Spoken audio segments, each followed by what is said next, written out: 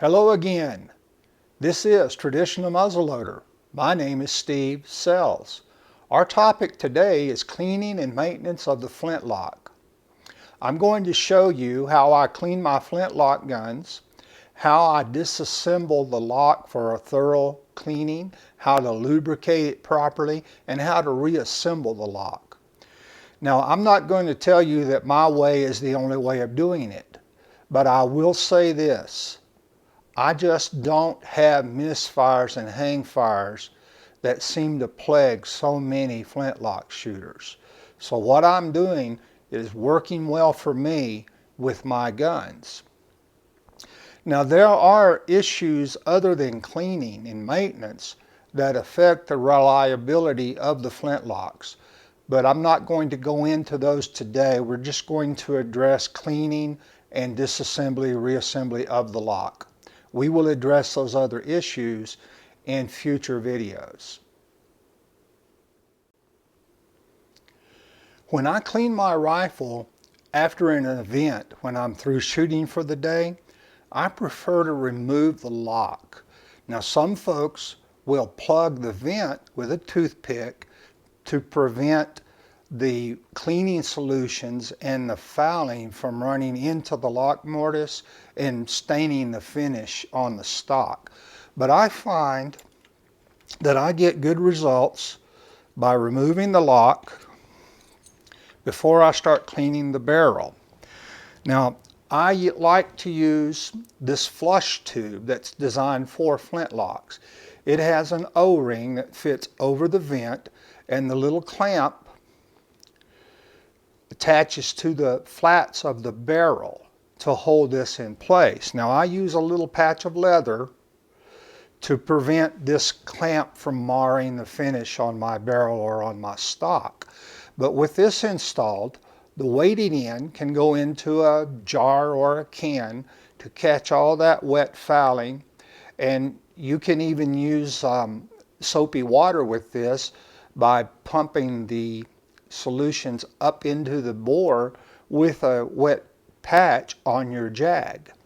So cleaning the bore of the rifle isn't much different than cleaning a percussion gun, which I have addressed in the Masterclass series on the percussion rifles. But with your Flintlocks, there are a couple of areas that need close attention. Your breech plug on your Flintlock should be flat. Now, as you may already know, a little hump of fouling can collect on that breech face that your cleaning patch and your cleaning jag can't remove. So you will want to use a bore scraper to remove that hump of fouling. Now, another area of concern with your Flintlock is your vent liner. I'm going to show you a photo of a vent liner that's got a cutaway portion to allow you to see the cone that's on the inside of these vent liners. These go by a common name of white lightning, and other people make them.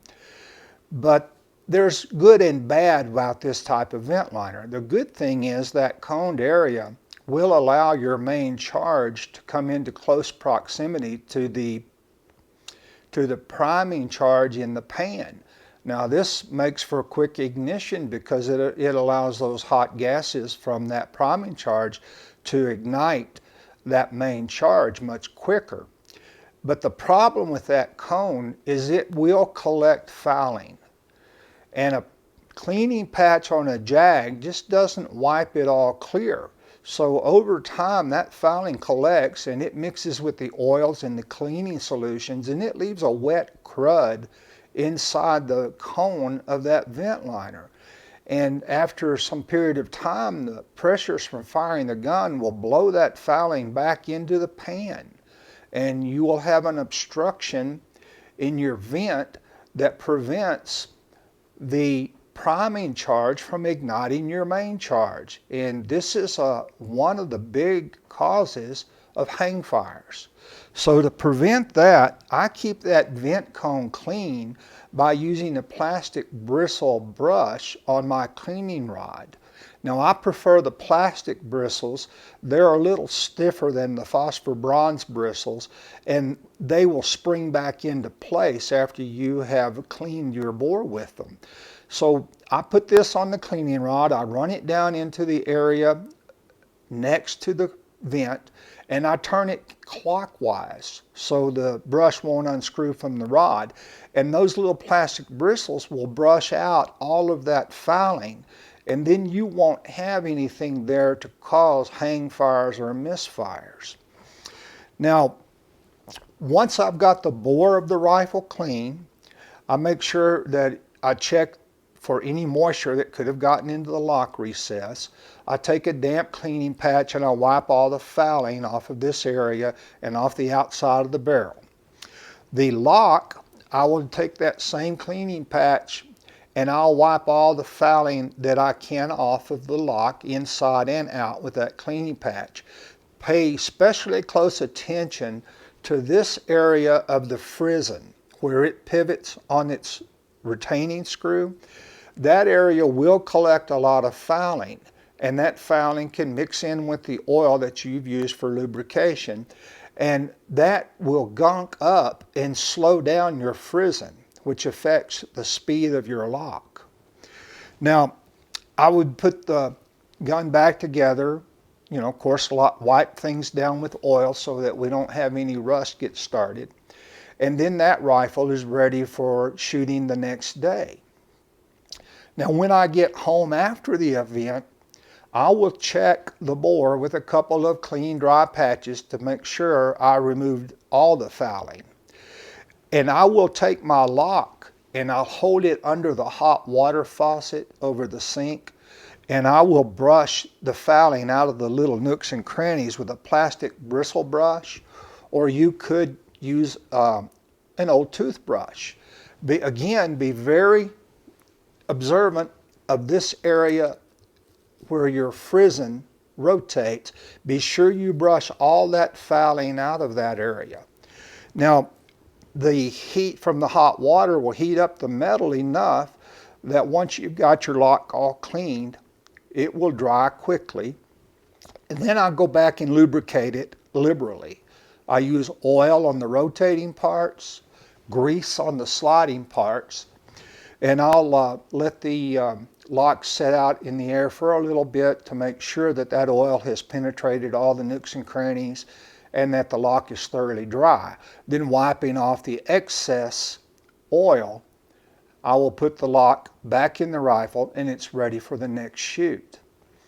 Now, periodically, you're going to need to totally disassemble your lock and give it a thorough cleaning. And that depends on how much and how often you shoot your rifles. I would suggest perhaps every 6 months to a year, but no longer than that. So the next thing I'm going to do for you here is I'm going to take the lock over to my workbench and I'm going to show you how I disassemble the lock, how I lubricate it, and how I reassemble it to keep that lock in good condition. Before we begin the disassembly of our lock, I want to show you some tools that you're going to need in order not to damage the springs or the screw heads in your lock. First, you're going to need a good mainspring vise. Never try to take a spring off with vice grips or pliers. The springs on these locks are highly polished, they're tempered and hardened, and should you put a scratch in the surface of that spring, it can snap right there just like glass. Now, if your mainspring vise doesn't fit the frizzen spring, you'll need a frizzen spring vise. This one is adjustable. It has 2 different length arms to fit different lengths of springs, and you can put the tensioning screw, you can move it from one side to the other in order to use the part of the vise that fits your spring. Now the other thing that's important is you're going to need a screwdriver with bits that fit all of the screws on your lock. You don't want to mess up those screw heads by using a screwdriver that doesn't fit. And if you can't find one that fits perfectly, you can always take a bit and file it down to make it fit. Then you're going to need a square punch to remove the cock and from the tumbler. And I'll show you how that works in a few moments. But if you can't find a square punch the right size, you can do what I did and make one from an old square shafted Phillips head screwdriver by cutting the end off of it and filing it down flat. Now, a lot of folks will put their lock plate on the jaws of their vise to tap out that tumbler. But I have made a block of wood, and I've used my drill and my Dremel tools to cut recesses so that that lock plate can sit flush on this block of wood and it's supported. That prevents bending the lock plate. And I will show you how this works and how I use it in the process of disassembling and reassembling the lock. Now I'm ready to disassemble the lock, and the first thing I will do is to remove the mainspring.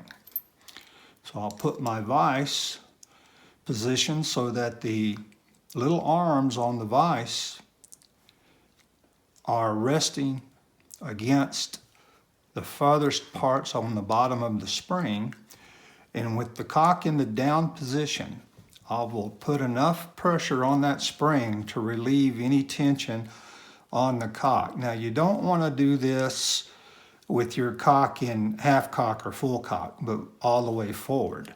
And once you've got the tension relieved from the tumbler, the spring will slip off. You'll notice that there's a little tab on the side of the spring, and it fits in that hole. So we're going to put our mainspring aside, and now we can remove the bridle and the sear spring. So using the screwdriver head that fits those screws, we're going to loosen each one.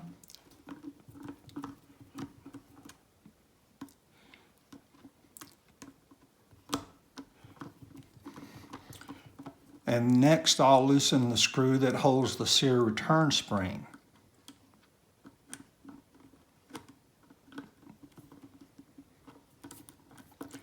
Now with that screw loose, I can lift the spring out of the slot and go ahead and remove that screw and the spring.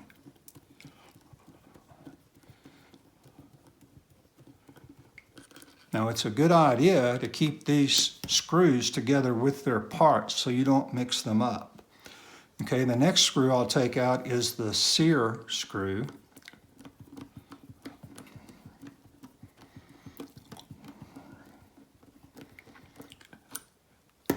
And that will allow the sear to come out. Put that screw back together and set it aside. Now when we take this bridle off, we want to be very careful we don't lose the fly that's in the tumbler. That fly is important. That's what prevents the sear from falling into the half cock notch when the trigger is tripped. You don't ever want to fire the gun or trip the lock without that fly. Doing so can break the half cock notch off of the tumbler, or it could break the nose off of your sear, and I've seen that in more than one lock. So now that the bridle will fit off of the shaft on the tumbler, and again, keep that screw together with the bridle. Now here is the little fly that we want to be very careful not to lose that little thing. And this is the main reason I do not like to disassemble my lock in the field. You drop that little thing on the ground, and I don't think you'd find it unless you had a very strong magnet. Okay, so we're going to set that fly aside. We don't want to lose that. Now, flipping the lock over, we're going to remove the frisson spring. So fit your vise on your spring, give it enough tension on the spring to free up the frisson. Then this retaining screw on this particular lock is on the inside of the lock. Some of them, that screw faces the outside of the lock. So we remove this screw,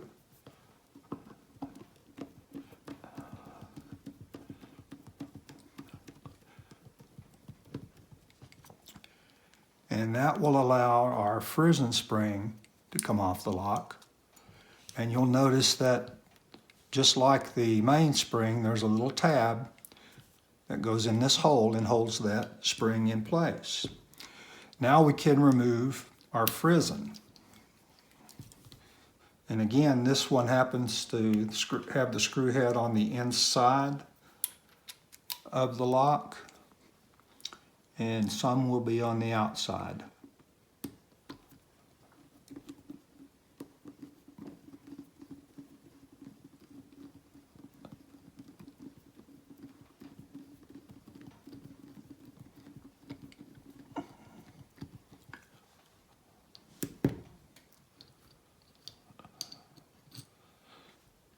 So there's our frisson and its screw. Keep that together.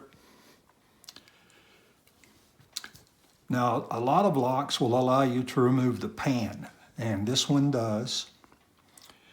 And it's important to clean under that if the pan will remove, because a lot of fouling and moisture can get between that pan and your lock plate, and it can cause rust and corrosion. Now, this is the one screw on the lock that I like to keep a little bit of anti-seize lube on, because as I mentioned before, between the pan and the lock face, that can collect moisture and fouling, and it can get corroded up and rusted up. Now then, I'm ready to remove the tumbler from the cock. And this is important. This is where I use the little block of wood. And as I said earlier, a lot of people like to use the jaws of their vise.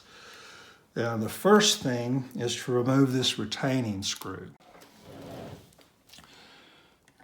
So we remove the retaining screw.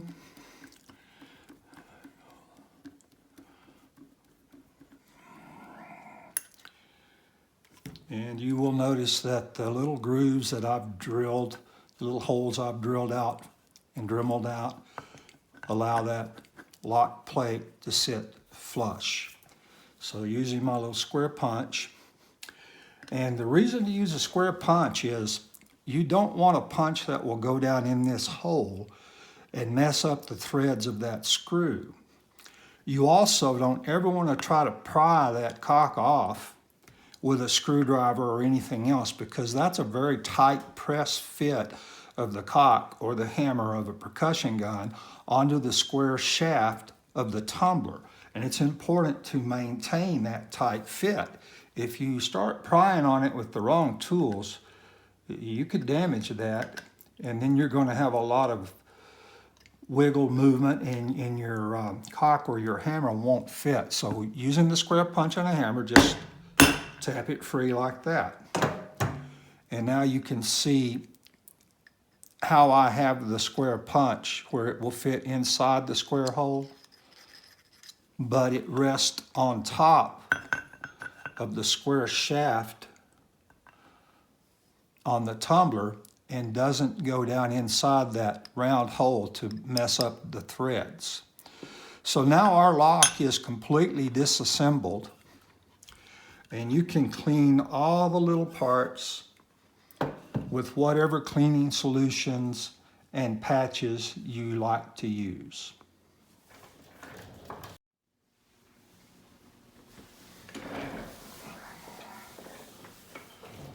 Well, now that our parts are all cleaned, it's time to reassemble and lubricate the lock. Now, proper lubrication is important. I have it on good authority that most locks that are returned to the manufacturer because of malfunction are bone dry lubricant. So essentially, you want to put oil on any part that rotates and grease on any part that slides. Now I'm using bear oil and grease. I know it's hard to get bear oil, but it's about the most authentic lubricant you can get nowadays. Sperm whale oil, which would be better, is impossible.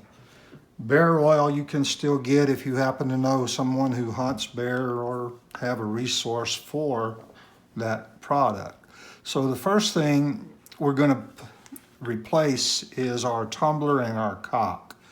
So our tumbler rotates in the lock plate, so we're going to put oil on that part of the tumbler. And put a drop of oil on that rotating part and a drop of oil on the axle where the bridle sits. So we place our tumbler back in the cock, or back in the lock plate first.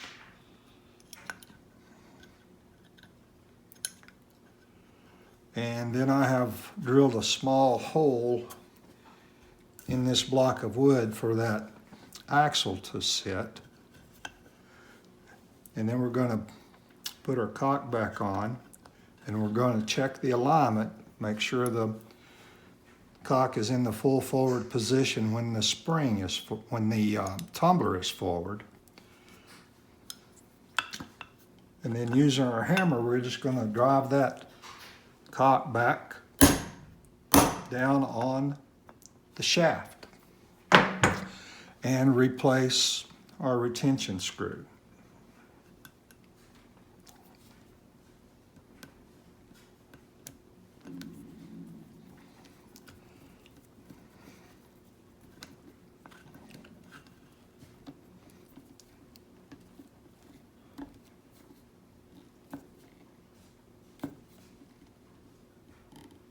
Now, finished with the wooden block, so we'll move it out of the way. All right, the next thing is we're going to put the fly back in the tumbler. And again, that's a rotating part. We want to put a drop of oil in that spot and replace our fly back into its position in the tumbler. And that little thing is sometimes hard to handle.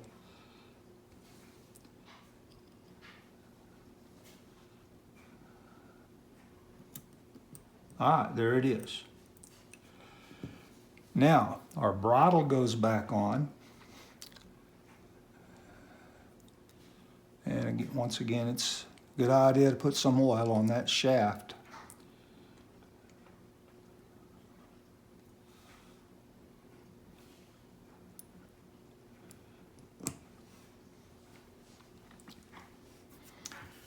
And then we're going to put our pan back on.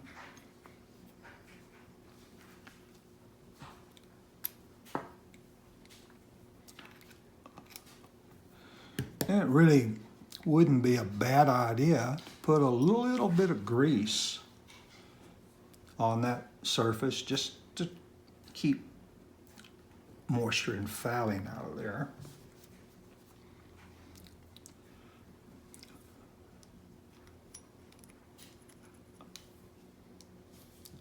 I guess I should get the bridle out of the way.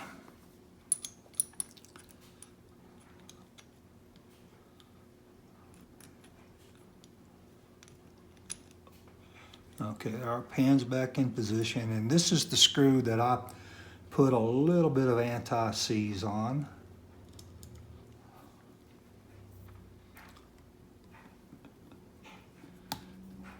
Got a little ahead of myself on the bridle.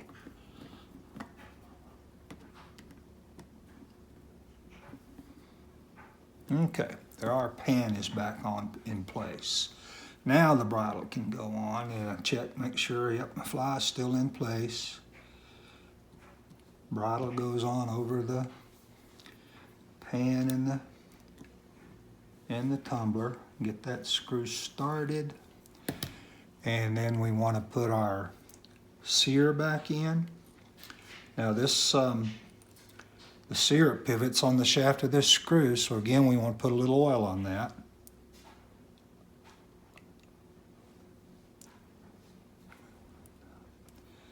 Put our sear in place and get our screw lined up.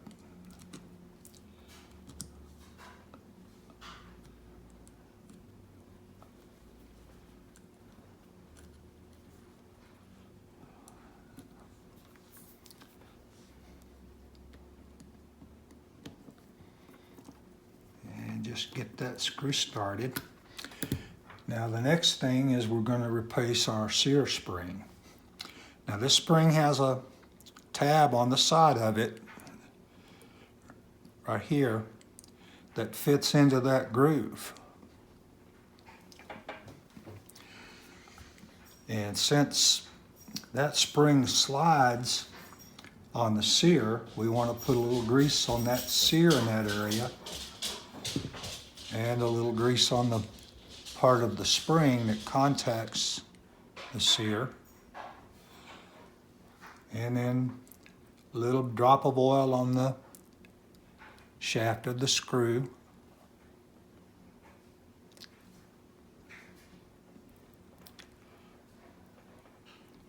Now we're going to get the screw started.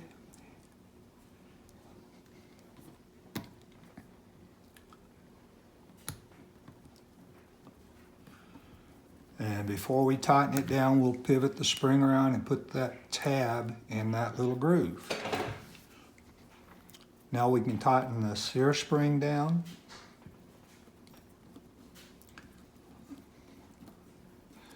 And then the bridle screws down.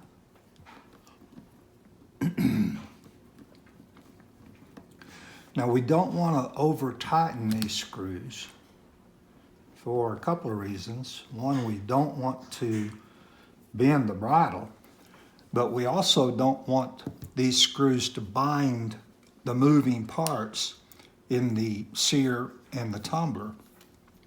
So we want to snug them down, but we don't want to over tighten them.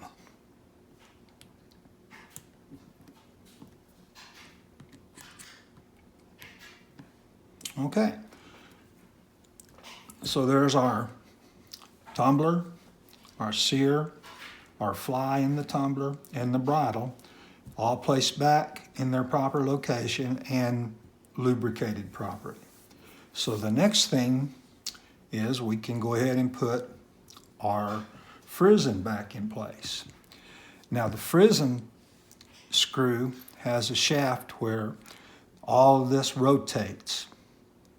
And you want to keep that well lubricated, because if that's not lubed correctly, your frizzen's going to be a lot slower and have more resistance. Now, these surfaces where the frizzen's going to ride, doesn't hurt to put a drop of oil on those. On the sides of this surface, on the side of that surface, and inside the hole where that's going to rotate on that screw. Now this shoe is going to slide on your frizzen spring, so you want to put a little grease on that. And now that those are lubricated, we can put our frizzen back in place. Put our screw in.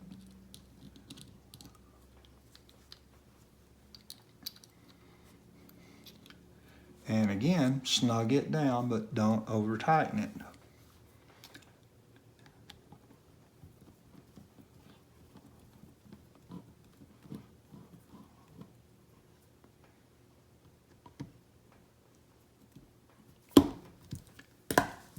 And our frizzen should move easily and freely. All right, now we can put the frizzen spring back in place. So place our pin in the hole.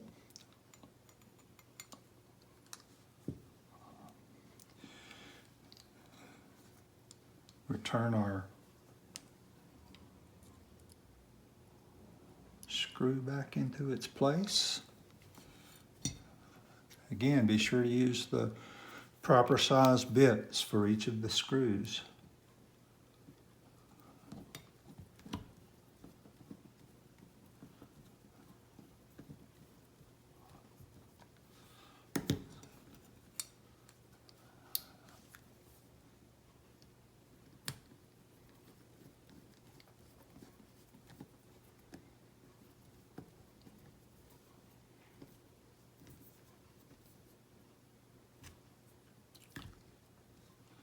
Now we can release our frizzen spring.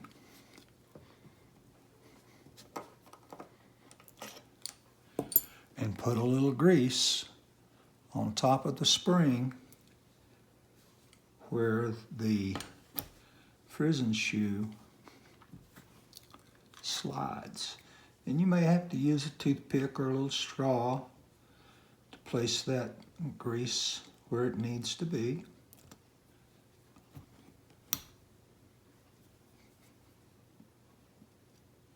But there it is. Now the last thing is replace our mainspring. So bring your cock forward, place the little tab back in the hole.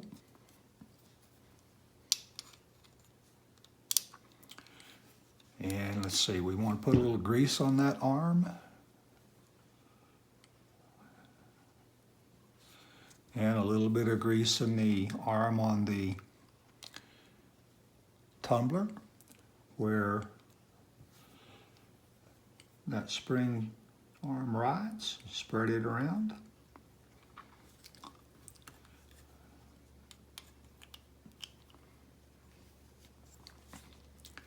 And release the tension on our mainspring. So there you have it. Our lock is cleaned, lubricated, and back together. So it's in full cock, into half cock, into full cock, back to half cock. Our frizzen works properly.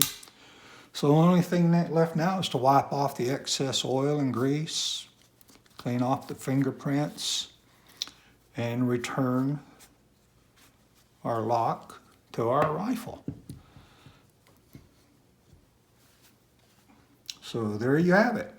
Proper assembly and lubrication of a flintlock. Well, thank you for watching today. I hope you found the video helpful. If so, hit that like button. Now in our next session, I'm going to go over flints, how to install them in the cock for the best sparks, what type of flints work well, and how to nap them back to a sharp edge when they do get dull. You may wish to hit that subscribe button so you won't miss this next video. So until next time, shoot straight and keep your powder dry.